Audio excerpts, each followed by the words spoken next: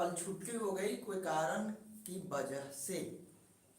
जल्दी जल्दी से सब लाइव जुड़ जाए। आज हम लोग मैथ और इंग्लिश को अलग कर दें। मैथ और इंग्लिश एक साथ लिए हैं ताकि रेलवे वाले बच्चे भी देख सकें।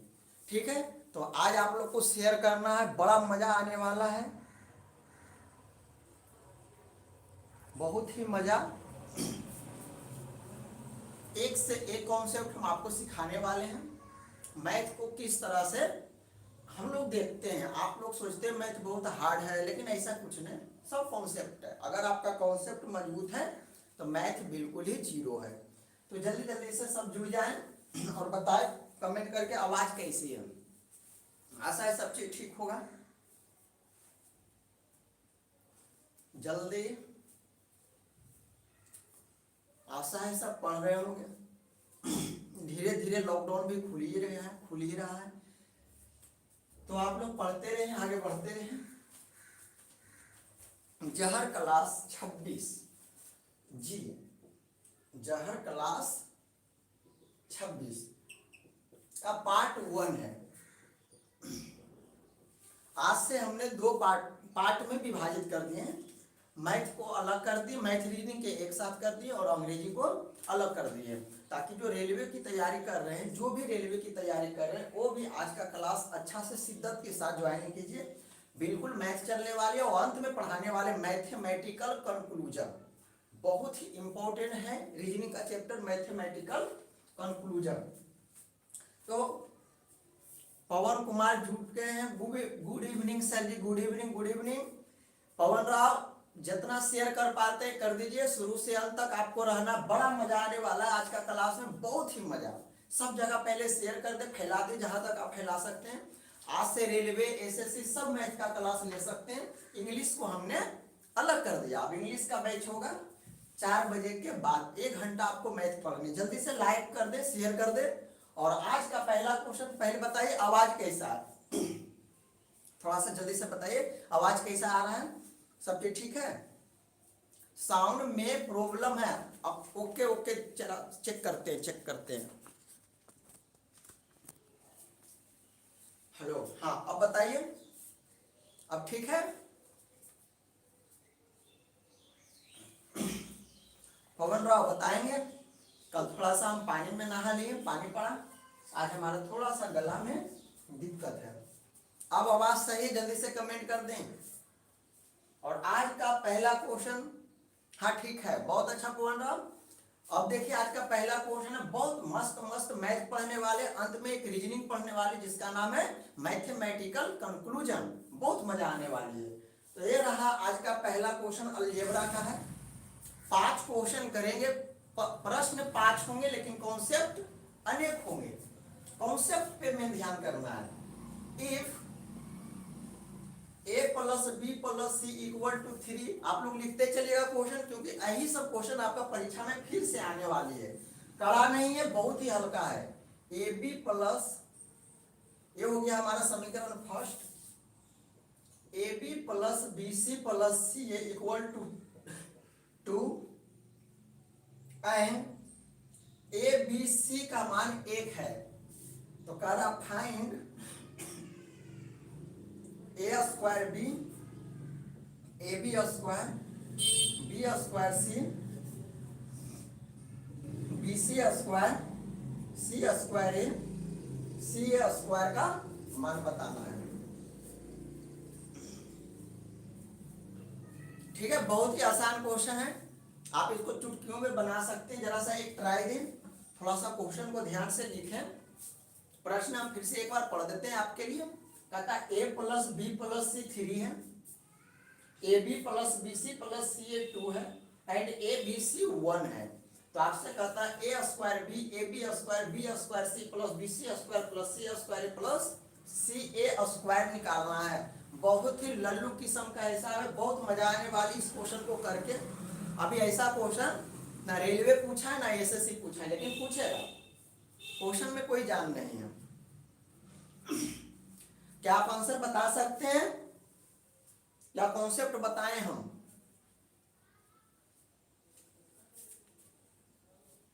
शुरू करें? तो शुरू से अंत तक रहें। आज का 5 5 मैथ है, पांचों बहुत ही गजब गजब का मैथ है, फुल कॉन्सेप्ट सीखेंगे, कोई रट्टा छाप नहीं होगा। तो शुरू करते हैं। तो आइए सबसे पहले कॉन्सेप्ट देते हैं। देखिए ध्यान से, ये अलजेब्रा का क्वेश्चन है, इसमें तो कोई दिक्कत नहीं। किसका क्वेश्चन है? अलजेब्रा का। सबसे पहले क्या दिया हुआ है उसको एक नजर देखा जाए। हमारे पास क्या दिया हुआ है? लोग क्या करते हैं, सोचते बहुत हार्ड क्वेश्चन है और लोग क्वेश्चन को सही से देखते नहीं। आप देखिए, a plus B plus C कितना है? 3। कोई दिक्कत नहीं। A B plus B C plus C कितना है? 2। और ए बी सी का मान 1 है। अब देखिए निकालना क्या हमको, A square B plus A B square plus B square C plus B C square plus C square plus C square A plus C square. अब बताइए आप, ये सब मान कहां से आएगा?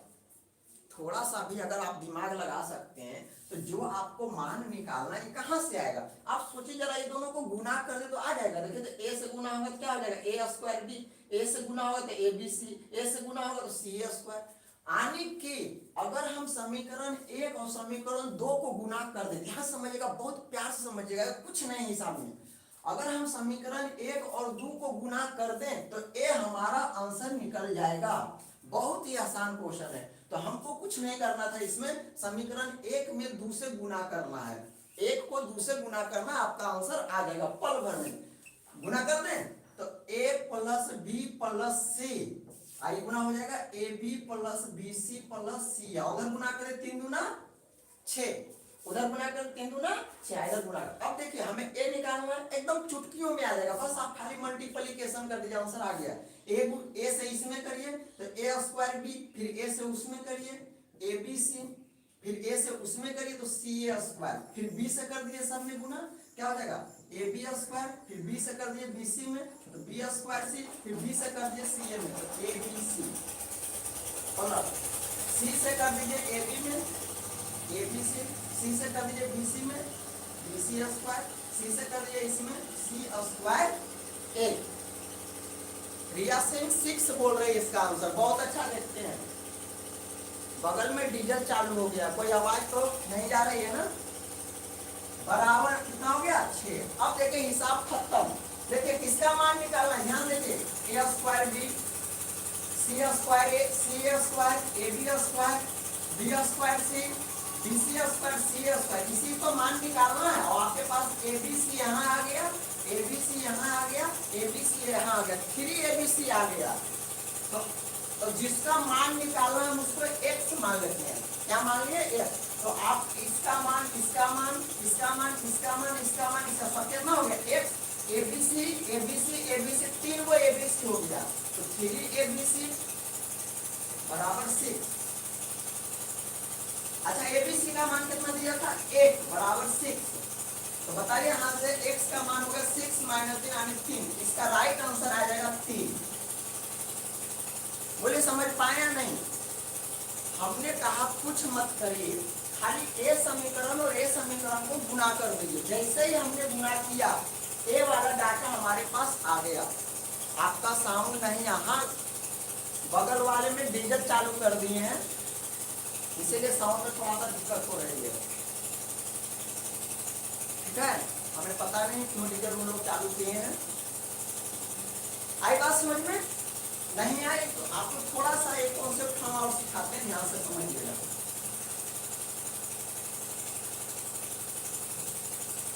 आवाज में ज्यादा दिक्कत तो नहीं है, ध्यान से समझिएगा हम क्या सिखाने वाले हैं। A plus B plus C, A B plus B C plus C A. क्या बोले हम? ध्यान समझिए, शुरू से अंत तक रहे, बड़ा मजा आने वाला।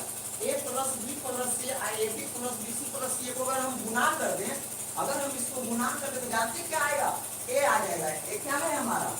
ए square B plus A B square plus B square C plus B C square plus C square A plus कितना हो गया? 1 2 3 2 4 हो गया ना, प्लस सी ए स्क्वायर। ए आ जाएगा और प्लस में 3 ए बी सी आ जाएगा। बस जो इसको याद रखेगा कहानी खात्मा। अब मान लिया जाए ए प्लस बी प्लस सी का मान कितना था? 3 गुना ए बी बी सी सी का मान कितना था? 6। इसका मान तो निकालना था, रहने दीजिए इसको ऐसे।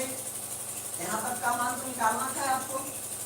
इसका 3 ए बी सी इसको कैसे लिखते हैं, इसको एक्स माने, इसको एक्स माने तो एक्स, अब 3 ए बी सी का मान कितना आ गया 1, तो 3 दूना 6 में 3 गया, एक्स का मान 3, यही उसका 3 आंसर है। आशा है समझ पाए होंगे, बहुत मस्त हिसाब था, अच्छा हिसाब था, आपका परीक्षा में 2 नंबर दे कर जाएगा। चलिए आज का देखते हैं क्वेश्चन नंबर 2, जल्दी से कमेंट करके बताएं, आवाज में कोई ज्यादा आपको तो गड़बड़ी नहीं लग रही है, लाइन कट चुकी है ना इसीलिए जनरेटर चालू हुआ है।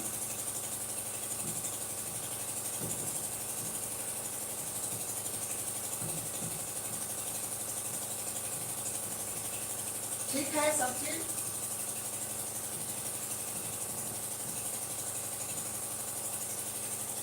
चलिए आज का देखते हैं क्वेश्चन नंबर 2 में क्या कहा लगा है। क्वेश्चन नंबर 2 बहुत ही इंपॉर्टेंट क्वेश्चन है, यदि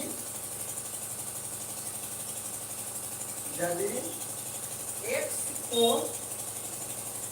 23, 39, 32 और 56 में से प्रत्येक से घटाया जाए तो इस क्रम में प्राप्त संख्याएं समानुपात होती है, समानुपात होती है। तो x + 4 इंटू 3x + 1 का मान ज्ञात करें, का मध्यानुपात ज्ञात करें।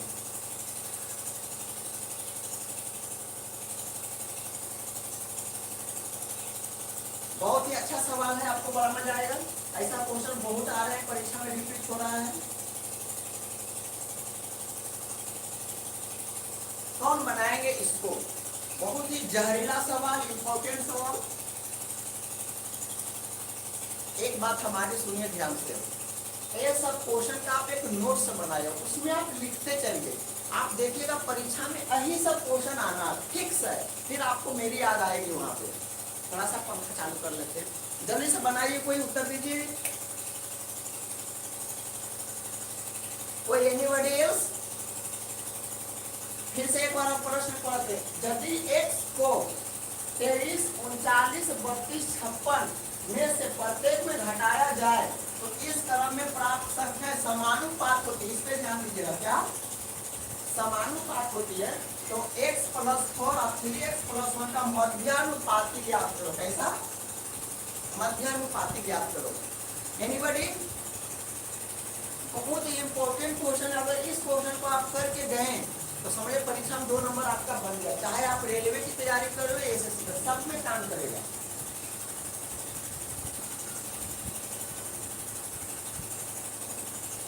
जल्दी जल्दी इस क्वेश्चन को बना दें, बड़ा मस्त मस्त सवाल लाए, बड़ा मजा आने वाला है।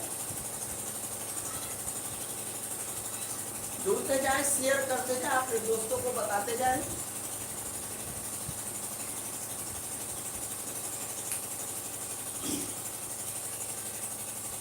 बता दें भाई, सनी कुमार 12, सनी कुमार 12, बहुत अच्छा सनी कुमार, देखते हैं आपका आंसर क्या होने वाला है। चलिए बता रहे हैं, अब हम जो इसको कॉन्सेप्ट सिखाने वाले, इतना मस्त है ना कि आपको मजा आ जाएगा। आइए सबसे पहला कॉन्सेप्ट नंबर 1, पहले इसको कैसे बनाया जाता है, मोनिका कुमारी बोल रही है सर, इसको सबसे पहले कैसे बनाया जाता है वो देखिए। सबसे पहले क्या करना है, देखिए मध्यानुपाती किसे कहते हैं, मध्यानुपाती।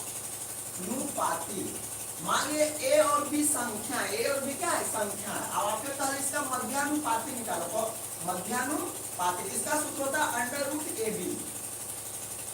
ए और बी दो संख्या हो और इसके बीच में मध्यानुपाती पूछे, क्या होता है √AB। और अगर तृतीयानुपाती पूछे, तृतीयानुपाती तो ये होता है B² A। दो बात आपको याद रखनी है, अगर ए और बी संख्या है, इसके बीच का मध्यानुपाती √A। मान लिया आपको दिया 6 और 6 दे दिया, और आपको मान लिया 3 दे दिया, आप कहेगा इसका मध्यानुपाती निकालो, और क्या हो जाएगा अंडर रूट 6 गुने 3 तो दिया 18। बस तो आइए हम इसको मिटा रहे हैं, बस इतना आप जानिए। तो ये दोनों का मध्यानुपाती निकालना है, इसका और इसका। तो मध्यानुपाती कितना हो जाएगा अंडर रूट एक्स प्लस 4 और कितना 3x प्लस 1 हो गया। रूट से बाहर निकालना, देखिए कोई भी ऑप्शन रूट में नहीं है, इसका मतलब x का आपको मान पुट करना, ऐसा मान x का पुट करें कि उसका वर्गमूल निकल जाए। अब बताइए x का मान कहीं ले सकते हैं, 1 लेंगे तो 4 और 1 5 नहीं निकलेगा वर्गमूल। अच्छा 2 ले 4 और 2 छोड़ नहीं निकलेगा, 4 लेते 4 और 4 8 का भी वर्गमूल नहीं होता। अच्छा यहाँ पे 5 लेते, देखते 5 और 4 x का मान 5 ले रहे हैं, 5 और 4 9 और 15 और 1 16 जी हो गया 16 44 144 का वर्गमूल 12। पहला तरीका ये है कि आप इतना पर ध्यान मत नहीं दे, इस सब में क्या दिया तो फालतू कुछ ध्यान नहीं देंगे, बस आपको x का मान पुट करने। हमने x का मान 5 पुट किए तो 5 4 9 अपन क्या 15 1 16 9 का वर्गमूल कितना हो जाएगा 3 16 का वर्गमूल चल दिया 12। लेकिन भाई साहब अधूरा ज्ञान हमेशा, फिर से सुनिए, अधूरा ज्ञान हमेशा आपको डिस्टर्ब करेगी। अधूरा ज्ञान नहीं ले, इसको पूरा पढ़े कैसे ही आया। अब समझिए अगर ए बी सी डी 4 संख्या हो, ए बी सी डी कितना संख्या हो 4 संख्या हो, और अगर आपसे कहे कि इसमें कौन सा संख्या जोड़ दें या घटा दें या समानुपाती हो जाए, इसका ट्रिक याद रखना, ध्यान से देखिएगा। ट्रिक कोई कड़ा नहीं है, पहले क्या करना बाहर वाला को गुना करना एडी माइनस, फिर अंदर वाला गुना करना क्या बीसी बटा, फिर दोनों को जोड़ देना बी प्लस सी माइनस, फिर दोनों जोड़ देना ए प्लस डी, हो गया काम खत्म।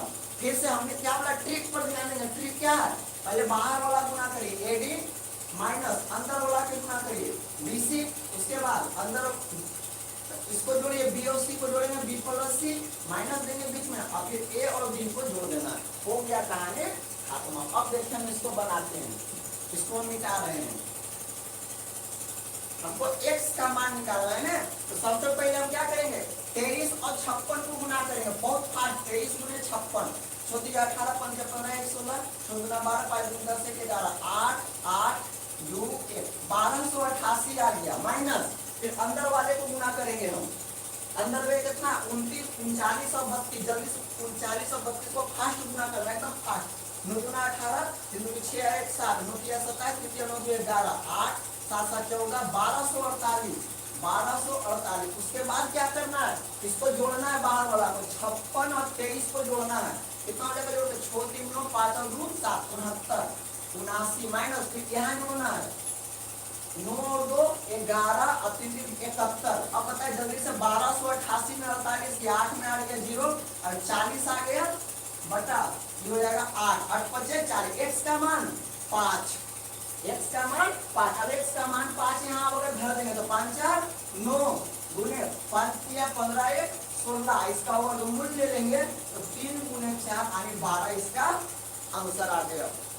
बात समझे, फिर से हम सिखाते हैं।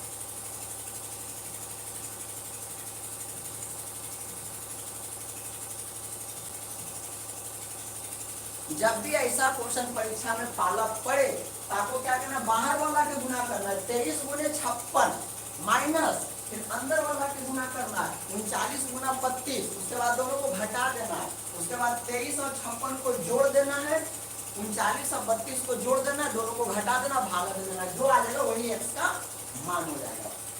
बोलिए अब आप कहिएगा सर एक ट्रिक आया कहाँ से, तो इस वीडियो में हम नहीं बता सकते ये ट्रिक, इसके लिए हम आपका 10 मिनट का एक वीडियो बनाएंगे, उसमें बताएंगे ये ट्रिक कहाँ से आया, ठीक है। तो अभी आप इतना ही देखें। आज का क्वेश्चन नंबर क्या था, क्वेश्चन नंबर 2 का होता है खात्मा। अब आएगा क्वेश्चन नंबर 3। अगर टाइम बचेगी तो हम इसका कॉन्सेप्ट भी दे देंगे।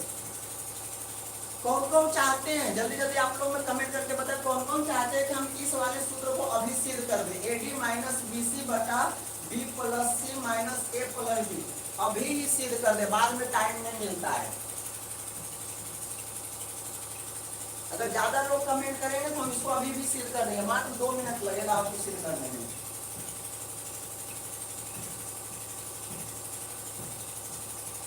बोलिए बोलिए जल्दी जल्दी।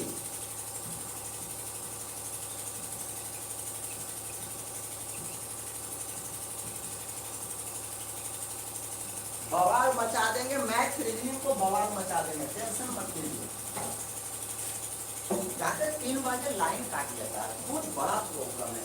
3 बजे लाइन काट लेता है, कारण हमसे क्या जलन है। अब भैया आ गया प्रिज्म, क्या आ गया प्रिज्म। आज प्रिज्म का तो एकदम साफ ही कर देते हैं। प्रिज्म इतना हल्का है लेकिन ना जाने लोग इसको इतना कड़े में ले लेते हैं, लगता है प्रिज्म देखे ही नहीं है। तो टेंशन बिल्कुल नहीं लेना, आज प्रिज्म का होने वाला खात्मा। अगला बार से प्रिज्म अगर आ गए तो भाई दौड़ा दौड़ा कर मारेंगे। सबसे पहले इसका क्वेश्चन देख लेते क्या है, उसके बाद मजा आएगा।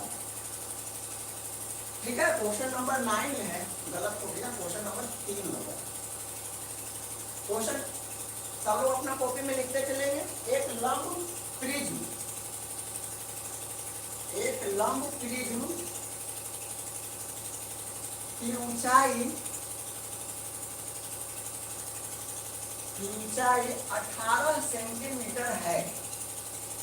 आज प्रिज्म का खात्मा, एक लंब प्रिज्म की ऊंचाई 18 सेंटीमीटर है तथा इसका आधार एक त्रिभुज है।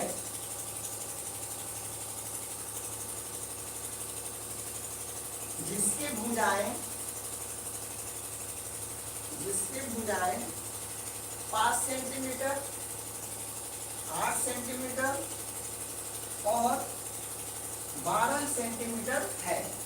दिक्कत तो पहला इसका पार्श्व क्षेत्रफल, दूसरा आयतन, तीसरा कुल पृष्ठीय क्षेत्रफल।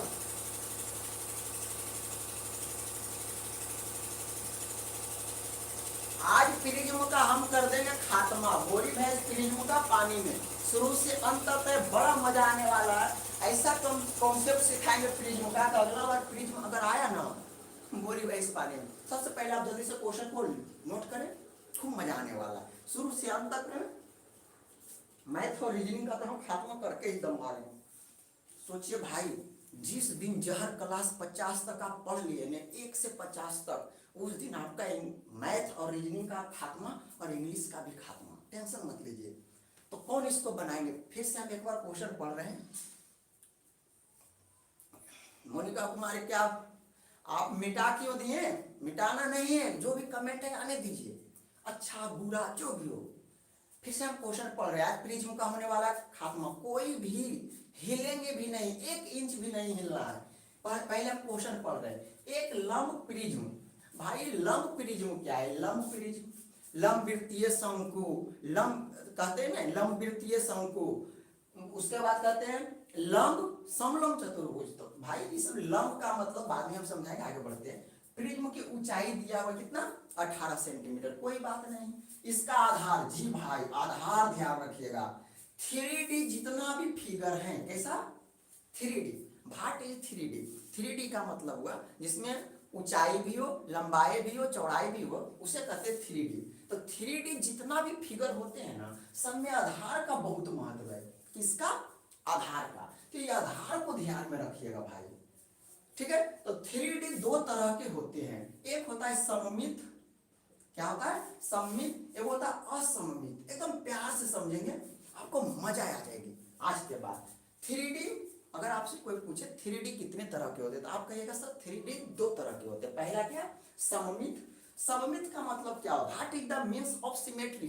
जैसे आप किसी कमरा में बैठे हुए, ध्यान समझिएगा, जैसे आप किसी कमरा में बैठे, तो कमरा के आप आधार देखिए, जिस भी आप कमरे में आप बैठे होंगे, उस कमरे में ध्यान से देखिएगा, क्या जो आकृति नीचे है जमीन में, देखिए एक आयताकार होगा, 4 कोना होगा, तो देखिएगा एकदम इसी के सीधे ऊपर भी गया होगा, वहां भी 4 कोना होगा, एकदम बराबर बराबर। देखिए तो ऐसा है आपके घन, घन को देख लीजिए ना, घन चाहे घनाभ को ले लीजिए, देखिएगा घन चाहे घनाभ कैसा रहता है, एक बात बताए, ऐसे ऐसे, मतलब जैसा साइज नीचे रहता है वैसा ही साइज ऊपर रहता है, तो उसको हम लोग कहते हैं सममित। क्या कहते हैं, सममित। चलिए आप बेलन को ले लीजिए, सबसे अच्छा बेलन को ले लीजिए, सबसे अच्छा बेलन है। बेलन भी एक प्रिज्म ही है। बेलन क्या है, एक प्रिज्म है। देखिए बेलन, बेलन के नीचे भी वृत्त लगा हुआ है, ऊपर भी वृत्त। भाई एक काम करिए, जब आप भोज पार्टी में जाते हैं, याद करिए कितना मजा लगता है, भोज पार्टी में जाते हैं और एक गैलन आता है बेलन जैसा है, उसमें पानी भरा रहता है, पानी निकाल निकाल के सबको पिलाते हैं, तो उसका भी नीचे क्या रहता है, वृत्त, ऊपर भी रहता है वृत्त, तो इसको क्या कहते हैं, बेलन। तो बेलन क्या है, बेलन भी एक प्रिज्म है। सब लोग सोचते हैं प्रिज्म कुछ अलग दुनिया से आ गया, नहीं भाई कोई अलग दुनिया नहीं है। अही बेलन को भी आप प्रिज्म कह सकते हैं। बेलन कैसा प्रिज्म है, सममित प्रिज्म है, जिसका आधार में नीचे भी त्रिभुज लगा हुआ है और ऊपर भी त्रिभुज लगा हुआ है। अब बताइए बेलन अगर आप समझ गए तो समझिए प्रिज्म भी समझ जाएगा। प्रिज्म भी यही है। कैसा प्रिज्म है, इसका आधार है त्रिभुज जैसा। कैसा आधार है, त्रिभुज। तो समझिए नीचे भी त्रिभुज होगा, ऊपर भी त्रिभुज होगा, कहानी खत्म। अब आइए,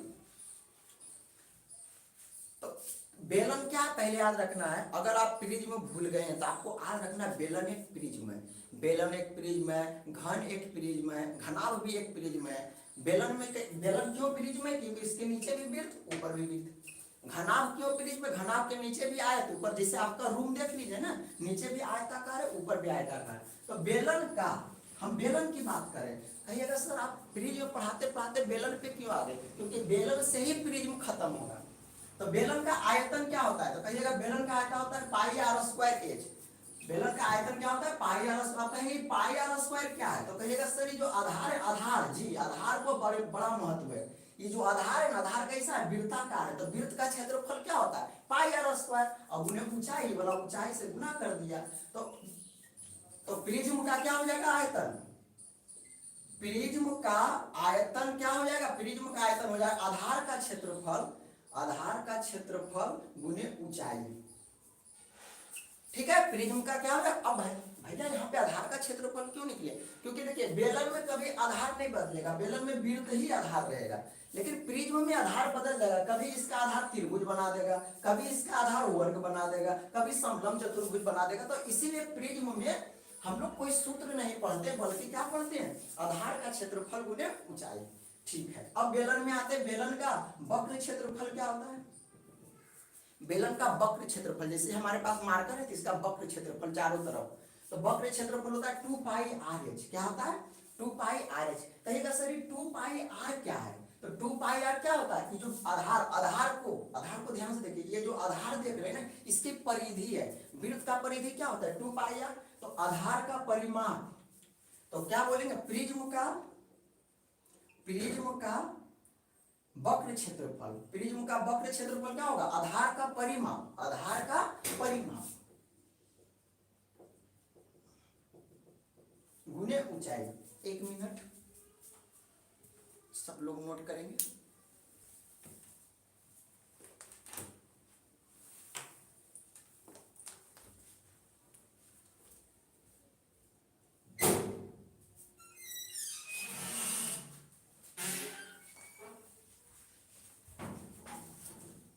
तो हम लोग क्या सीखे, तो हम लोग क्या सीख रहे थे, हम लोग सीख रहे थे प्रिज्म का वक्र क्षेत्रफल क्या होगा, आधार का परिमाप। जो भी आधार है उसका परिमाप निकाल दीजिए, गुने ऊंचाई कर दीजिए। अच्छा, अब बेलन का कुल क्षेत्रफल कितना होता है, कुल क्षेत्रफल। कुल क्षेत्रफल का क्या होगा मतलब, इस समझ, कुल क्षेत्रफल का मतलब हुआ वक्र क्षेत्रफल। देखिए वक्र क्षेत्रफल जो चारों गोल है, और ऊपर का क्षेत्रफल और नीचे का क्षेत्रफल जोड़ दीजिए। देखिए ये कितना अच्छा है, इधर भी देखिए वृत्त है गोल गोल, इधर भी वृत्त है गोल गोल, तो ये भी हो गया क्या, बेलन। तो कुल क्षेत्रफल क्या होता है, वक्र क्षेत्रफल। वक्र क्षेत्रफल प्लस आधार कितना है, एक आधार यहाँ, एक आधार यहाँ, एक वृत्त यहाँ, एक वृत्त यहाँ, कितना वृत्त हो गया, 2 वृत्त हो गया। तो वक्र क्षेत्रफल इसका होता है 2 पाई आर एच, और एक वृत्त यहाँ, एक वृत्त यहाँ, कितना 2 पाई आर स्क्वायर। तो यहाँ भी क्या होगा, प्रिज्म में, प्रिज्म का कुल क्षेत्रफल क्या होगा, आधार, प्रिज्म का कुल क्षेत्रफल क्या होगा, आधार का परिमाप, आधार का परिमाप गुने ऊंचाई कर देंगे, यहाँ से वक्र क्षेत्रफल निकल जाएगा, प्लस 2 गुने आधार का क्षेत्रफल, 2 गुने आधार का क्षेत्रफल, जैसे यहाँ पे 1 2 पाई आर एच वक्र क्षेत्रफल प्लस 2 गुने पाई आर स्क्वायर क्या है वृत्त है, तो यहाँ पे हो गया आधार का परिमाप गुने ऊंचाई 2 गुने आधार का क्षेत्रफल, हो गया प्रिज्म खत्म, प्रिज्म हो गया खत्म।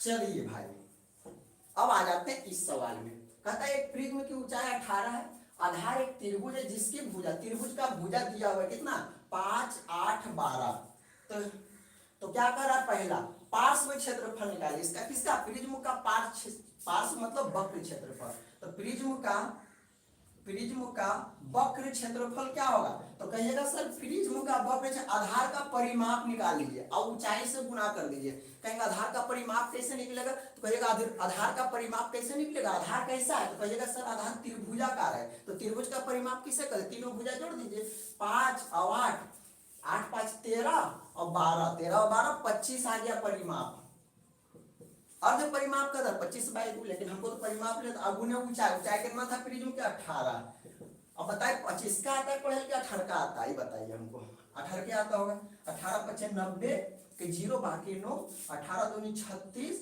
और 9 36 और 9 45 450 क्षेत्रफल है सेंटीमीटर स्क्वायर, ये आ गया प्रिज्म के आधार का क्षेत्रफल। अच्छा प्रिज्म का वक्र क्षेत्रफल कैसे निकाले, आधार का परिमाप, आधार कैसा था, मान लिया आधार वर्ग रहता तो वर्ग का परिमाप निकालते 4 गुने भुजा, फिर ऊंचाई से गुना करते, मान लीजिए आधार इसका बेलन रहता, सॉरी बेलन तो कभी नहीं देगा, मान लीजिए इसका आधार आयत रहता तो आयत का परिमाप क्या होता है 2 इंटू लंबाई प्लस चौड़ाई होता है और गुने ऊंचाई कर देते, तो आधार का परिमाप निकाल के ऊंचाई से गुना कर दीजिए, प्रिज्म का वक्र क्षेत्रफल आएगा। दूसरा आयतन, भाई तो सबसे हल्का है, प्रिज्म का आयतन कैसे निकलेगा, तो आधार का क्षेत्रफल में ऊंचाई से गुना कर दीजिए, अब आधार का क्षेत्रफल भैया 5 8 12, अब बताइए आधार तो एक त्रिभुज है ना, तो त्रिभुज का क्षेत्रफल निकालना है और क्या, तो 5 8 12, मान लीजिए यहाँ पे एक त्रिभुज है जिसका है 5 8 12, तो ए बी सी क्या हो गया त्रिभुज, तो अब इसका क्षेत्रफल कैसे निकलेगा भाई, तो आप कहिएगा एस से निकलेगा, S बराबर S माइनस है, S minus B S minus C हम सिद्ध कर चुके हैं, उसको वीडियो को आप देख लीजिएगा, यहाँ से S बराबर क्या आ जाएगा 5 और 12 12 5 17 8 25/2 25/2 12.5, तो त्रिभुज का क्षेत्रफल क्या हो जाएगा S में 12.5, S माइनस ए 12.5 में 8 गया 4.5, S माइनस सी 12.5 में 12 गया 0.5, फिर S माइनस तो ये हो जाएगा 7.5, तो ये क्षेत्रफल निकल जाएगा त्रिभुज का क्षेत्रफल। हल करने में आपको कठिनाई हो रही है, लेकिन परीक्षा में जो क्वेश्चन आएगी वो हल्का रहेगी, टेंशन मत लीजिएगा, अभी हल करना इसको मुश्किल है। गुड इवनिंग, हरिंदर जुट गए हैं लेकिन बहुत लेट जुटे हैं, अभी यहीं पे रहना है, कहीं जाना नहीं है, बड़ा मजा आने वाला। तो आधार का क्षेत्रफल कितना आ गया, इतना आ गया, आधार मतलब त्रिभुज का क्षेत्रफल, इसमें गुना कर देंगे क्या, इसका ऊंचाई कितना था 18 से गुना कर देंगे तो ये निकल जाएगा क्या भी निकल जाएगा, भी माने आयतन निकल जाएगा, आयतन निकल जाएगा। इस क्वेश्चन थोड़ा सा एक कड़ा हो गया क्योंकि हमने ऐसे ही पूछ दिया था, परीक्षा में जो मेन क्वेश्चन आया था इसका पार्श्व क्षेत्रफल निकाला है 450 था, लेकिन हमको तो सिखाना है ना आपको, इसीलिए हमने इसको इतना किया। अब क्या कर रहा है भाई साहब, तीसरा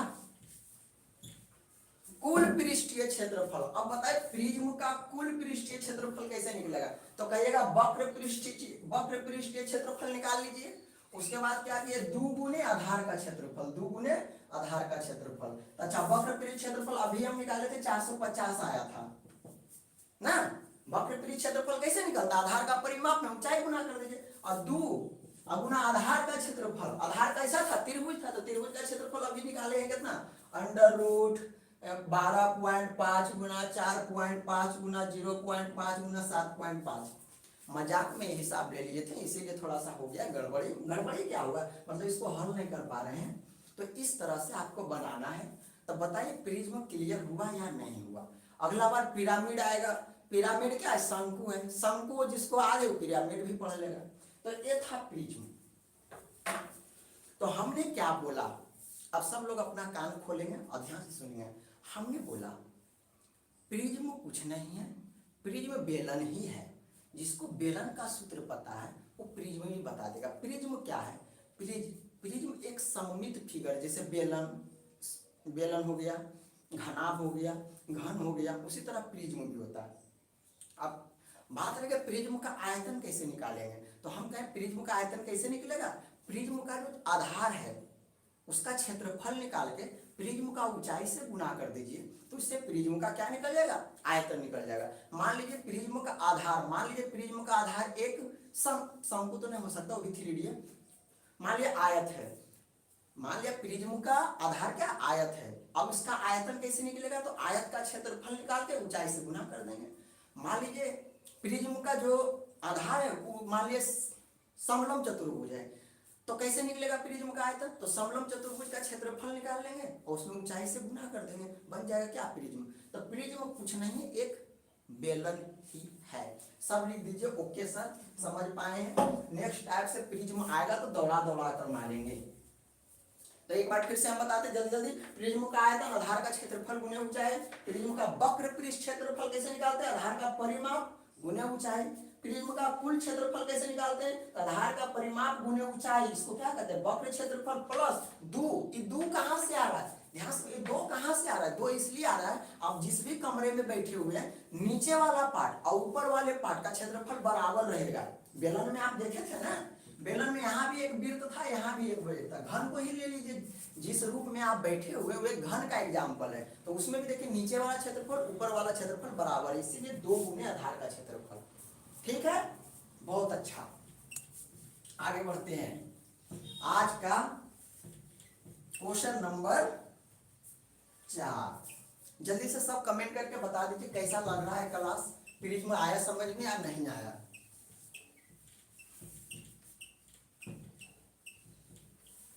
अब हम पढ़ेंगे सिमिलरिटी का एक बहुत अच्छा यूज। हमें आशा है कि आपने जो हम सिमिलरिटी जो पढ़ाए हैं उसका पूरा वीडियो आप लोग देखे होंगे, जो 10 मिनट का हम वीडियो बनाए हैं। मजा आएगा, जुड़े रहें एकदम शुरू से अंत तक। इसके बाद कौन सा क्लास होने वाला, इंग्लिश का क्लास होने वाला है। इंग्लिश का कितने क्वेश्चन, 4 क्वेश्चन लेंगे, क्योंकि टोटल हमें 10 क्वेश्चन ही कराना है। आज इंग्लिश में भी बहुत मजा आने वाली है, क्योंकि टाइम का टेंशन नहीं है। आधा घंटा भी हो सकता है, 35 मिनट भी हो सकता है, क्योंकि अब दोनों को तो हम अलग अलग कर दिए हैं।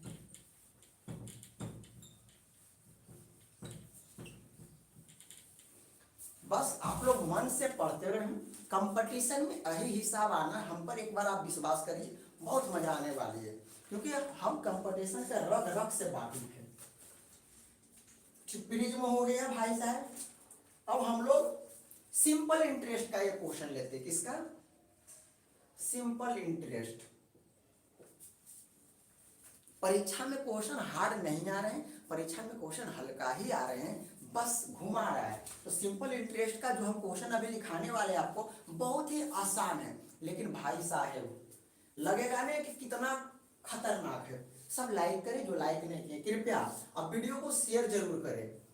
अगर आप चाहते हैं हम इसी तरह से पढ़ाते रहे तो आप वीडियो को शेयर करिए, चैनल ग्रोथ करेगा तभी हम पढ़ाएंगे मन से, नहीं तो बाबा हमको क्या है, हमको भी बहुत पढ़ना पड़ता है, समझे ना।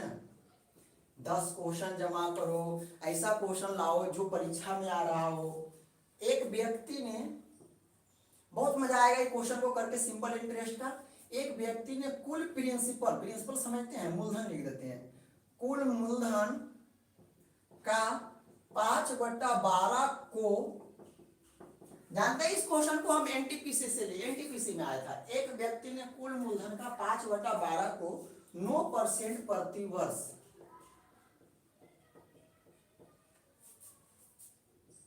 2/9 भाग पर 11% प्रति वर्ष और शेष भाग में 16% प्रति वर्ष के साधारण ब्याज पर निवेश किया। साधारण ब्याज पर निवेश किया। क्वेश्चन को सब लिखते जाएंगे तभी तो आज पड़ेगा आपको कि हम जहर सीरीज में जीकेएस सर से पढ़े थे, यही क्वेश्चन आपका परीक्षा में फंस जाएगा। शेष भाग को 16% प्रतिवर्ष के साधारण ब्याज पर निवेश किया। यदि वर्ष के अंत में, जी वर्ष के अंत में, यहाँ पे ध्यान रखिएगा 2 वर्ष के अंत में ना, वर्ष के ही अंत में, यदि वर्ष के 1 वर्ष लिख देते, यदि 1 वर्ष के अंत में, 1 वर्ष के अंत में साधारण ब्याज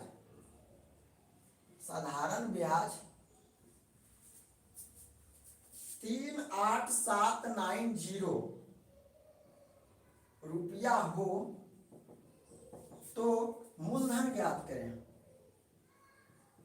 एकदम हलवा क्वेश्चन है, एकदम हलवा क्वेश्चन है, लेकिन आप लोग इसको बना पाइएगा कि ना हम नहीं जानते, लेकिन आपको ऐसा ऐसा क्वेश्चन ही प्रैक्टिस करके परीक्षा में बैठना है भाई। और वो जमाना गया कि आप हल्का हल्का, अभी भी हल्का ही है, कड़ा नहीं, मतलब कैलकुलेटिव है, कि आप बिना कैलकुलेटिव वाला क्वेश्चन लेके चल जाइएगा परीक्षा में और आपका नंबर उड़ जाएगा। इससे होने वाली नहीं, बिल्कुल ही हल्का क्वेश्चन है। हम जब इसका सोल्यूशन देंगे तो ऐसे बनेगा। चलिए आपको मिलते हैं 2 मिनट। कौन बनाएंगे सबसे पहले?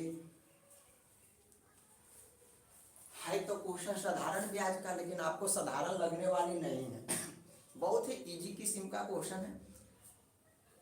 हम आपको एक बात बता दें, आप अगर जहर सीरीज को शुरू से देख रहे होंगे तो आप खुद देखते होंगे कि आप में कितना इंप्रूवमेंट हो गया है होगा। मैथ हमने आप बहुत अच्छा सिखा है, रीजनिंग हम सिखाए, अंग्रेजी भी हमें आपको सिखा रहे हैं। बड़ा मस्त क्लास चलने वाली, अगर आप लोग साथ दिए तो। जिस दिन आप लोग साथ देना बंद कीजिएगा, हमको क्या, हमें भी बहुत पढ़ना पड़ता है, हम मास्टर थोड़ी ही हैं, हम भी एक स्टूडेंट ही हैं। पढ़ देते हैं एक बार क्वेश्चन। एक व्यक्ति ने कुल मूलधन का 5/12 भाग को 9% प्रति वर्ष, 2/9 भाग पर 11% प्रति वर्ष और शेष जो बच गया उस 16% प्रति वर्ष साधारण ब्याज पे निवेश किया, मैंने खर्चा किया। 1 वर्ष के अंत, इसको ध्यान से रखिएगा, 1 वर्ष है भाई, कितना, 1 वर्ष के अंत में साधारण ब्याज कितना बन गया, बाप रे बाप इतना बन गया। तो कहता है मूलधन ज्ञात करो। आइए कैसे बनाते हैं इसको, डरने की जरूरत नहीं। पहले हमको बताइए सिंपल इंटरेस्ट का सूत्र क्या होता है, तो आप कहेगा PRT/100। सिंपल इंटरेस्ट का सूत्र क्या होता है, PRT/100, मूलधन गुने समय गुने दर बटा 100। और समय कितना बोला, 1 वर्ष, तो T का मान अगर हम 1 कर दे, T का मान अगर हम 1 कर दे तो T खत्म हो जाएगा, क्या बच जाएगा, PR बच जाएगा, क्या बचेगा, PR बच। 100 को क्या करते हैं हम, परसेंटेज लिख देते हैं, 100 को हमने परसेंटेज लिख दिया भाई साहेब। 1/100%, 1/100 का मतलब क्या हुआ, 1%, 2% का मतलब क्या हुआ, 2/100। ठीक है, तो I बराबर क्या हो जाएगा, PR%, I बराबर PR%। कब, जब समय 1 हो। समय को हमने 1 क्यों किया भाई, क्योंकि यहाँ पे समय 1 वर्ष था। 2 अगर रहता हम 2 से गुना करते, लेकिन समय 1 था। तो ब्याज का क्या सूत्र आ गया, अगर समय 1 साल हो तो ब्याज का क्या सूत्र होता है, PR%। क्या होता है सूत्र, PR%। फिर से बोलिए, PR%। रिया सिंह 324, वाह रिया का कमाल तो देखिए, रिया ने तो कमाल कर दिया भाई, आंसर तो दे ही दिया अंत में। तो क्या हो गया, I बराबर PR%। चलिए यहाँ पे आइए, यहाँ पे मूलधन का 5/12, मूलधन का 2/9। भाई एक बात बताए, मूलधन ऐसा मानिए, मूलधन आपको ऐसा मानना है जो 12 से भी कट जाए और 9 से भी कट जाए, क्योंकि अगर नहीं कटा तो बहुत गड़बड़ हो जाएगी, बहुत ही गड़बड़ हो जाएगी। तो आप क्या करिए, मूलधन को मानिए, मूलधन को कितना मान ले, मूलधन को कितना मान ले भाई, तो आप कहिएगा दोनों का एलसीएम ले लीजिए, तो 9। अब 12 का एलसीएम कितना होगा भाई, 12 का पड़ जाए, 12 दूना 24, 12 दिया, अच्छा हाँ 36 हो जाएगा, 36 यूनिट मान लेते हैं। मूलधन हमने कितना मान लिया, 36 यूनिट। अब हिसाब हो गया खत्म। अब बताइए 5/12 बताए, तो 36 का 5/12 कितना होगा भाई, तो कहिएगा 15। मूलधन कितना है 15, दर कितना है 9%, तो 15 गुने 9%, ये हो गया ब्याज। अभी हमने बताया भाई कि अगर समय 1 वर्ष हो, समय अगर 1 वर्ष हो तो 1 का कोई महत्व है क्या, तो I बराबर क्या होता है, PR%। तो P मूलधन 9, 15 गुने 9 प्लस, अब 2/9 भाग, अब एक बात 2/9 कितना होगा 36 का, तो आप बोलिएगा सर 2/9 करेंगे तो 9 चौक 36 कटेगा, 4 दूना 8 होगा। तो मूलधन यहाँ पे 15 यूनिट लिख देते हैं, 15 यूनिट, यहाँ पे 8 यूनिट गुने इसका दर बता दीजिए 11%। कहेंगे बहुत अच्छा भाई साहब, ठीक है, 15 यूनिट।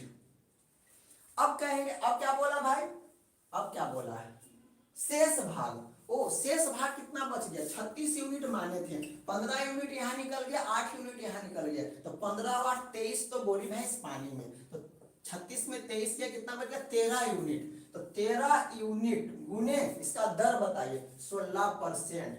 तो सब ब्याज जोड़ जाड़ के कितना दे दिया भाई, 38790 बन गया हिसाब। आपको जान रहा, 15 छक्का 90, 11 88, 16 गुने 13 कैसे करें, 16 का पड़ जाते, 16 48 और 16 1 16 4 20 208, 8 8 16 9 8 17 1 18 और 2 386 यूनिट परसेंट आ गया, 386 यूनिट परसेंट बराबर कितना आ गया, 38790।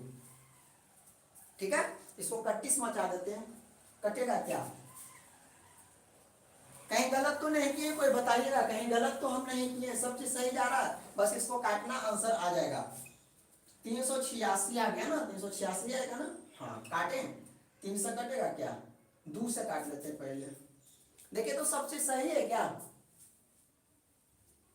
5/12 9%, तो 12 तिया 36 पंतिया 15 गुने 9, ओ 15 नमा 35 से, ओ गलती हो गई भाई, गलती हो गई, 15 नमा 35 से 135 हो जाएगा ना, 11 88 और 13 गुने कितना आ गया, 16 48 और 16 4 20, ओ यहीं पे गड़बड़ हुआ था, 8 और 8 16 और 5 16 5 21, 8 3 11 1 12 2 1 3 1 4, 8 8 16 5 421 आ रहा है, 421 यूनिट परसेंट आ रहा है, 3 यहाँ पे जोड़ कितना आ रहा है, 421 यूनिट परसेंट।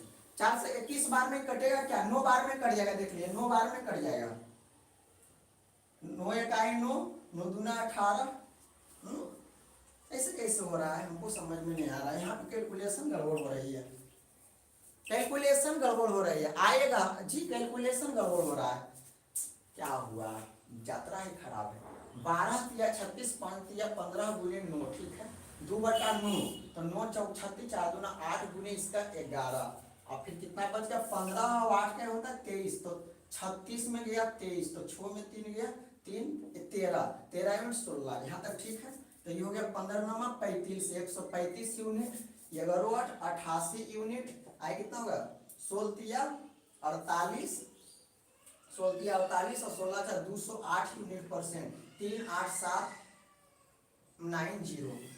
अब 135 88 और 208 जोड़ना है, 8 8 16 5 21 10 और 3 13, ये हो गया 3 431 यूनिट। अब परसेंट जो है ना, परसेंट का मतलब क्या होता है, नीचे 100, तो उस 100 उधर ले जाके गुना कर दे, 38790 और परसेंटेज इसका हटा के उधर 2 शून्य चिपका देते हैं, 431 से कटेगा क्या, 431 नमा 9 1 9 9 भाई कट गया रे बाबा, 9000 बार में 31, तो 1 यूनिट का मान कितना आ गया 9000, लेकिन हमें मूलधन कितना माना था, हमने मूलधन माना था 36 यूनिट, तो 36 यूनिट का मान 36 गुने 9000, तो कितना हो जाएगा, 9 6 54 के 4, अंत में 4 आया, एक ही ऑप्शन में 4 है, ये अनुमतिया 27 और 5 32, भाई साहेब ये आंसर आया। तो देखिए आप लोग को बिल्कुल नहीं डरनी है, ऐसा हिसाब एनटीपीसी में आया है, जब आप ये सब हिसाब का प्रैक्टिस करके बैठिएगा तो ये सब हिसाब आपको हल्का लगने लगेंगे, तो बिल्कुल ना डरे, बहुत मजा आने वाला। हमने क्या बोला, आई बराबर क्या सूत्र होता है, पी आर टी बटा 100, अगर टी को हमने 1 मान लिया तो क्या हो जाएगा सूत्र, पी आर परसेंट। चलिए क्लियर है, ये सब हिसाब को रिपीट करें, बहुत मजा आएगा। तो ये था सिंपल इंटरेस्ट, आशा है समझ पाए होंगे। सिंपल इंटरेस्ट जब आ ही गया तो एक कॉन्सेप्ट हम आपको और सिखाएंगे, जरा इसको मिटा देते हैं अच्छा से, जो कॉन्सेप्ट हम सिखा रहे हो आपके दिल पे लिख जानी चाहिए, मिटाना नहीं चाहिए, बोल देते हैं हम भाई। और 15 तारीख तक हम पढ़ाएंगे, 16 से लेकर 22 तक छुट्टी रहेगी। क्यों छुट्टी रहेगी? क्योंकि हमको जाना है शादी में, अपना शादी में नहीं, भैया की शादी में। ठीक है, उसमें आप क्या करिएगा, रिवीजन कर लीजिएगा पूरा जहर सीरीज का।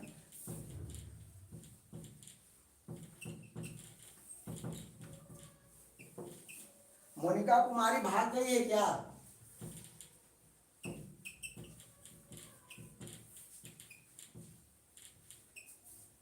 सचिन कुमार आप भी हैं? बताइए, अच्छा लग रहा है क्लास, मजा आ रही है? जल्दी जल्दी में आज का अंतिम क्वेश्चन, आज का भंडारे में क्या है, ये अंतिम क्वेश्चन है। ठीक है, अंतिम क्वेश्चन में क्या है जरा आपको बता दें। अंतिम क्वेश्चन में मोनिका कुमारी नहीं भागी है। पवन कुमार 15 गुने 9 होगा सर जी, 15 गुने 9। कहाँ आप है पवन सिंह, आप कहाँ घूम रहे हैं? 15 गुना 9 कहाँ से आ गया? ओ 15 नमा 35 से। ओ हाँ हाँ, थोड़ा सा गलती हुई थी, कोई बात नहीं। अब हम यूज करेंगे सिमिलरिटी। कोई अगर बोले कि समझ में नहीं आया तो हम दौड़ा दौड़ा के छोड़ेंगे नहीं, कह देते हैं। हमको मारने की आदत नहीं, परेशान करने की आदत है। तो कृपया सिमिलरिटी पे जो हम वीडियो बनाए उसको अच्छा से आप देख लीजिए। ऐसे हम फिर से कॉन्सेप्ट बता देंगे जो नए लोग हैं। तो क्वेश्चन नंबर 5, ए भाई भी आई है, लिख लीजिए, परीक्षा में छपेगा, परीक्षा में छपेगा। ऐसा क्वेश्चन आपका परीक्षा में एकदम छपेगा। सिमिलरिटी पे एक क्वेश्चन जरूर आता है। तो चलिए शुरू करते हैं। दो वृत्तों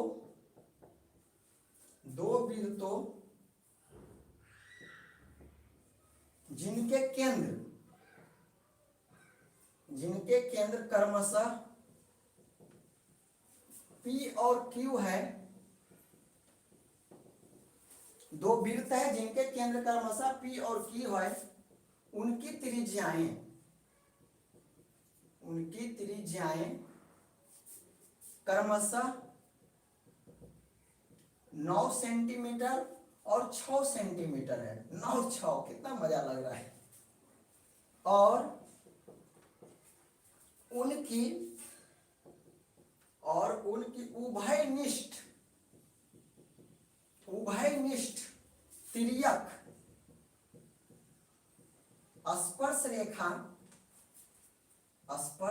तिर्यक स्पर्श रेखा AC है। कोई बात नहीं है भाई, यदि AC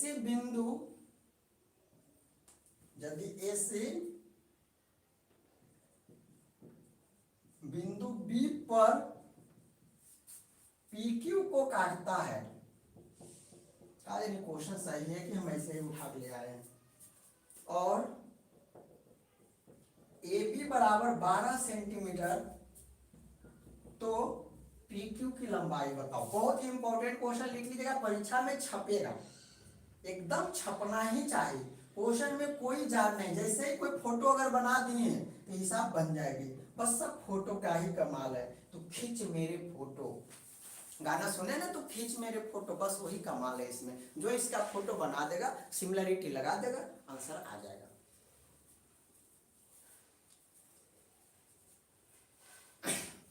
आई ललिता कुमारी और आयुष अक्सर दिखाई नहीं दिए, जुड़े हुए हैं या निकल चुके हैं भाई?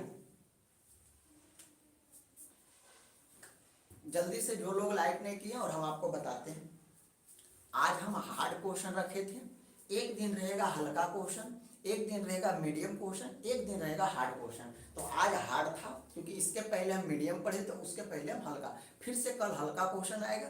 हाँ, जुड़ी हुई है, बहुत अच्छा, थैंक यू, समझे। तो फिर से आएगा, फिर से कल क्या है ना, कल एकदम मैथ 5 क्वेश्चन रहेगा, 5 हल्का रहेगा, बिल्कुल हल्का, फिर मीडियम आएगा, फिर कल आएगा। जिसे आज का क्वेश्चन थोड़ा सा हार्ड लेवल, हार्ड नहीं होता है, कुछ हम बार बार बोलते हैं, हार्ड नाम का इस दुनिया में कोई चीज नहीं। अगर आपको आती है तो बन गई, नहीं आती है तो हार्ड है। जैसे इस क्वेश्चन को ले लीजिए, बिल्कुल ही आसान है।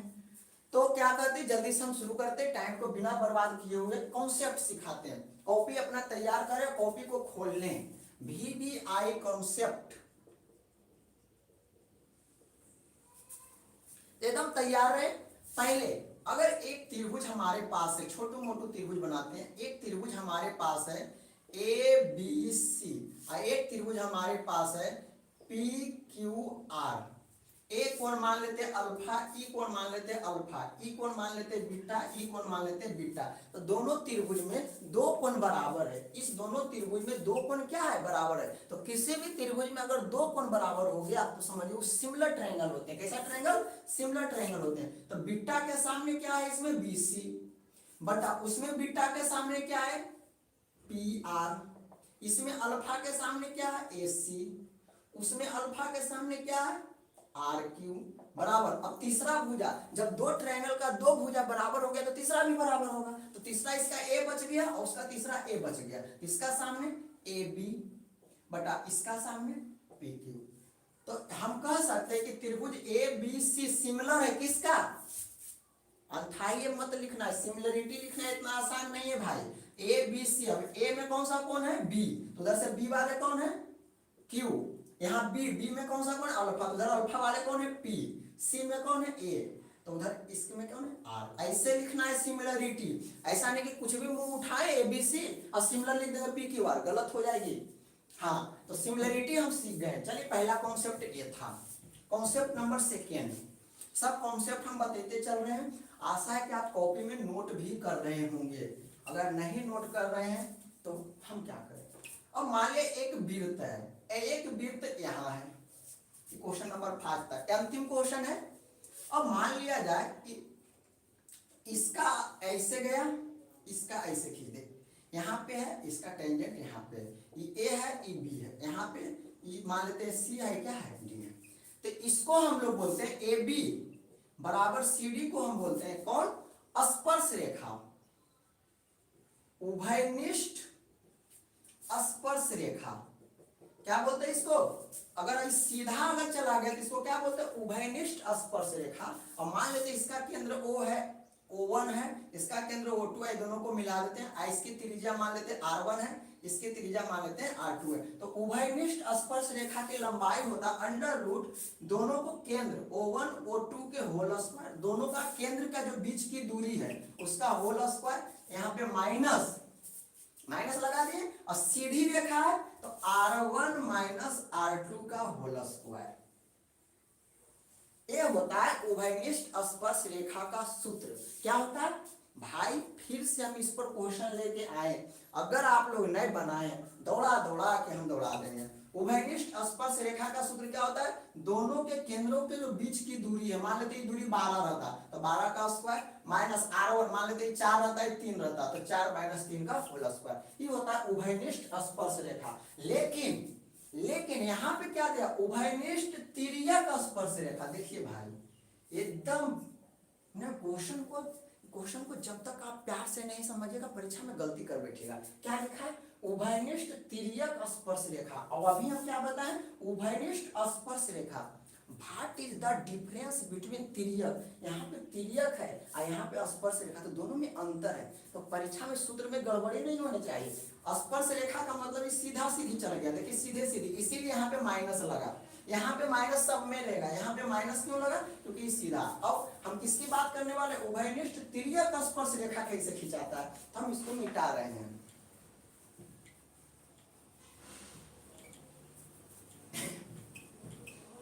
परीक्षा के खोपड़ी में छेद करनी है, सब मिल के करेंगे, जितना भी जह सीरीज के पढ़ने वाले हैं सब लोग मिल के करेंगे परीक्षा के खोपड़ी में छेद। अब हम लोग पढ़ेंगे उभयनिष्ठ तिर्यक स्पर्श रेखा। एक वृत्त यहाँ है, एक वृत्त यहाँ है। तो देखिए उभयनिष्ठ, एक मान लेते हैं यहाँ ये हुआ उभयनिष्ठ तिर्यक स्पर्श रेखा, ऐसे और यहाँ पे और यहाँ पे, इसको मान लेते ए बी, आइए मान लेते CD। तो ये जो रेखा हो गया AB बराबर CD, इसको बोलते हैं उभयनिष्ठ, कैसे लिखाएगा भाई, उभयनिष्ठ तिर्यक स्पर्श रेखा। और इसका सूत्र क्या होता है, दोनों को केंद्रों के बीच की दूरी, मान लीजिए O1 है, O2 O1 O2 का होल स्क्वायर, बीच में माइनस ही रहेगा। मान लीजिए इसका त्रिज्या R1 है, इसका त्रिज्या मान लीजिए R2। आइए देखिए क्या कट कुट, क्या है भाई, इधर से कट गया उधर से कट गया, तो इसमें होता R1 प्लस R2 का होल स्क्वायर। बताइए क्या ये बात याद रहेगा? उभयनिष्ठ स्पर्श रेखा जो होता है अंडर रूट O1 O2 का whole square minus R1 minus R2 का होल स्क्वायर। लेकिन जो तिर्यक स्पर्श रेखा होता है, उभयनिष्ठ तिर्यक स्पर्श रेखा जो होता है O1 O2 का whole square minus R1 plus R2 का होल स्क्वायर। चलिए भाई, अगर नहीं याद रही तो हम क्या करें? लेकिन कहिएगा सर आप इतना चीज बता दिए, लेकिन इस क्वेश्चन का सॉल्यूशन क्या देगा? कहेंगे हम देंगे भाई, नो टेंशन। इस क्वेश्चन में कोई जान है क्या? पाव भर का हिसाब नहीं है।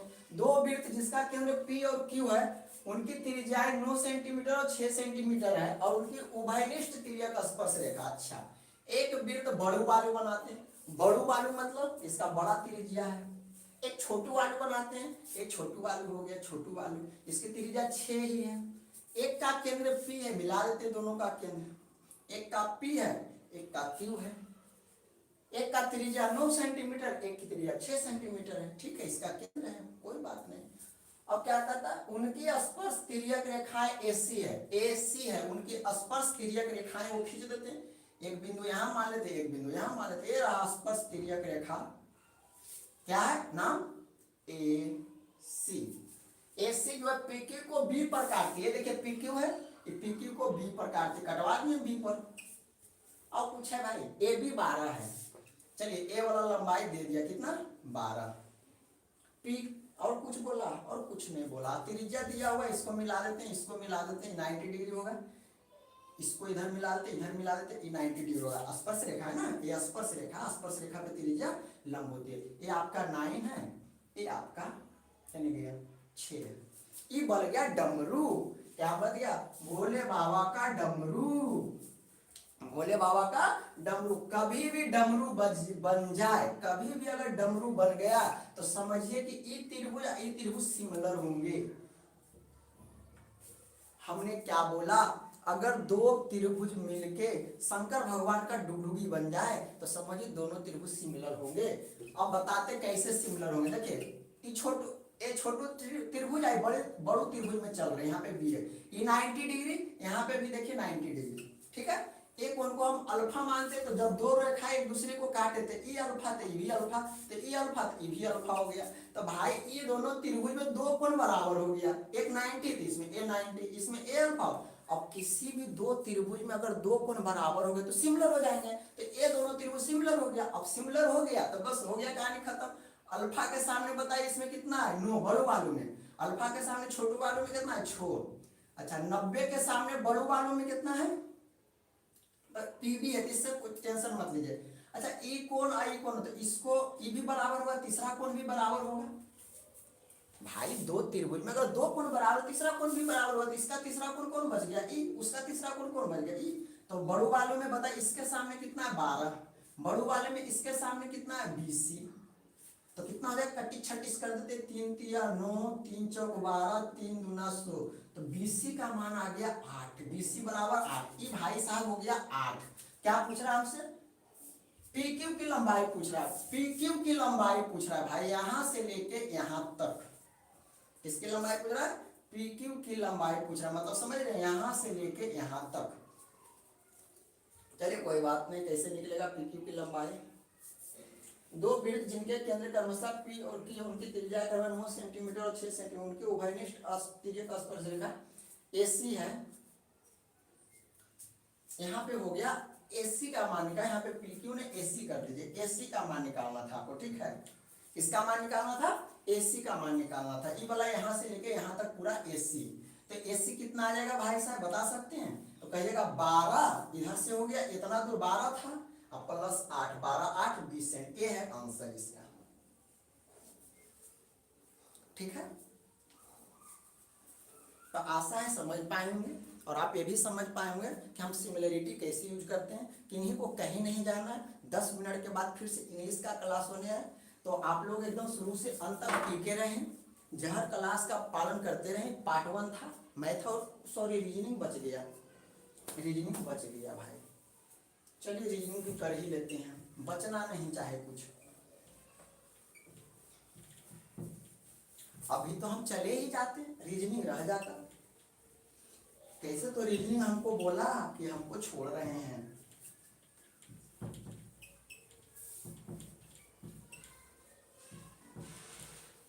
बताए इस वाले हिसाब को कौन कौन एंजॉय किए और किनको किनको लगा कि बिल्कुल नया चीज सीखे हैं सर, मजा आ गया।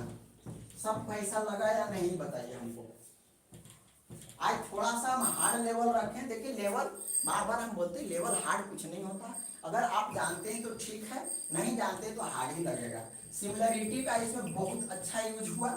सिमिलरिटी बहुत काम का चीज है, मजा आ जाता है। और आज का reasoning mathematical conclusion, second question, second class होगा मैथमेटिकल कंक्लूजन।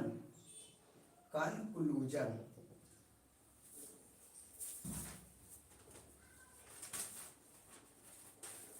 एसएससी का एग्जाम बहुत जल्दी ही शुरू हो जाएगा, याद रखिएगा आप लोग। तो जल्दी जल्दी से आप लोग मैथ इंग्लिश रीजनिंग पे कमांड कर लें, क्योंकि आप जल्दी जल्दी से एसएससी अपना काम करना शुरू कर देगा। तो आप लोग भी जहर सीरीज का जितना भी हम पार्ट बनाए हैं सबको ध्यान से देखें। प्लस में 15 से 22 या 24 तक छुट्टी रहेगा, तो वो भी आपके लिए वरदान साबित होगा। उसमें रिवीजन कर डालें पूरे का, मजा आ जाएगा। ऐसी सब क्वेश्चन आना है। देखिए क्वेश्चन है, पढ़ देते हैं हम। बहुत ही आसान क्वेश्चन है, लल्लू किस्म का। ए से बड़ा बी, बी से बड़ा सी, सी से बड़ा डी है या बराबर है। आज यहाँ पे डी है, इसके बराबर में ई है। तो कहता है बताओ कौन सा निष्कर्ष सही है। क्या बी से ई, बी से बड़ा है या बराबर है। बी से बड़ा है, दोनों कथन में कौन सा सही है। ऐसा क्वेश्चन आपको परीक्षा में मिलेगी।